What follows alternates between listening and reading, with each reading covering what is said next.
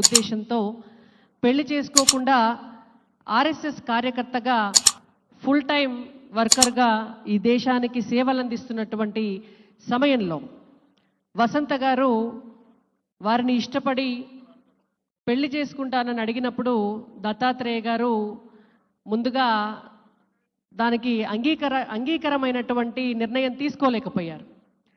చేసుకుంటే మిమ్మల్ని తప్ప ఎవరిని చేసుకోను, దేశం కోసం మీరెంత గట్టిగా సేవ చేయాలనుకుంటున్నారో ఆ సేవలో మీ జీవిత భాగస్వామిగా నేను కూడా సేవ చేయాలనుకుంటున్నాను, ఎన్ని సంవత్సరాలైనా కూడా ఇలాగే ఎదురు చూస్తానని చెప్పి ఆవిడ 14 సంవత్సరాలు దత్తాత్రేయ గారి కోసం ఎదురు చూశారు. వసంత గారు 14 సంవత్సరాలు ఇంట్లో పెద్దల్ని కూడా ఒప్పించి వారు వెయిట్ చేస్తే దత్తాత్రేయ గారే ఇక విడిచిపెట్టేటట్టు లేరు అని చెప్పి వసంత కుమారి గారిని వివాహం చేసుకోవడం జరిగింది. ఆ రోజు నుంచి ఈ రోజు వరకు కూడా కుటుంబ బాధ్యతలన్నింటినీ కూడా మీద వేసుకొని దత్తాత్రేయ గారికి ఎంత బిజీ స్కెడ్యూల్ ఉన్నా కూడా అటు అత్తగారి కుటుంబం కావచ్చు, ఇటు తల్లిగారి కుటుంబం కావచ్చు, వారి పిల్లలు కావచ్చు, వారందరినీ కూడా ఆ బాధ్యతలన్నింటినీ కూడా మోస్తూ వసంత గారు దత్తాత్రేయ గారికి వెన్నుదన్నుగా నిలిచారు. అటువంటి పుణ్య దంపతులని సత్కరించేటటువంటి అవకాశం ఇవాళ ఆ కార్యక్రమంలో పాల్గొనే అవకాశం మనందరికీ కూడా దక్కడం నిజంగా అదృష్టం.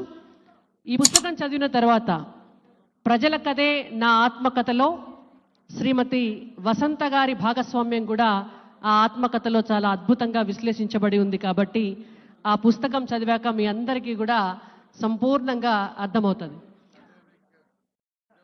ఇప్పుడు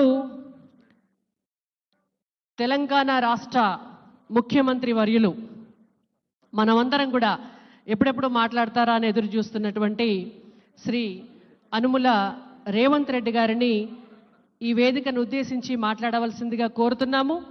వారికి సంబంధించినటువంటి ఒక చిన్న టాపిక్, అంటే ఇంకెక్కువ రాసి ఉంటారు దత్తాత్రేయ గారు, బట్ నేను అదొకటే చదివాను. విజయలక్ష్మి గారిని స్కూల్లో జాయిన్ చేసింది కూడా రేవంత్ రెడ్డి గారే అని చెప్పి దత్తాత్రేయ గారు పుస్తకంలో రాశారు.